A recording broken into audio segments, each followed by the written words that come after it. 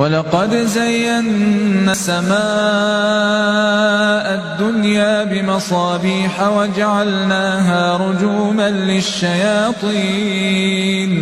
وَأَعْتَدْنَا لَهُمْ عَذَابَ السَّعِيرِ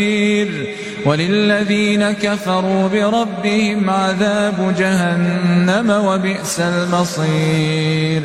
إِذَا أُلْقُوا فِيهَا سَمِعُوا لَهَا شَهِيقًا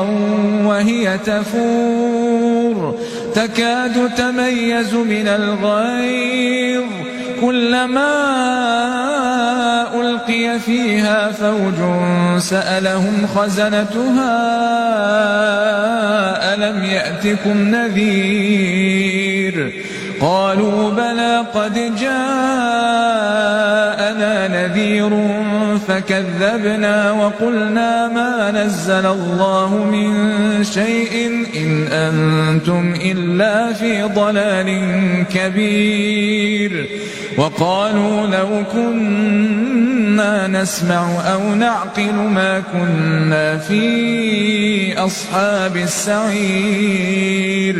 فاعترفوا بذنبهم فسحقا لأصحاب السعير إن الذين يخشون ربهم بالغيب لهم مغفرة وأجر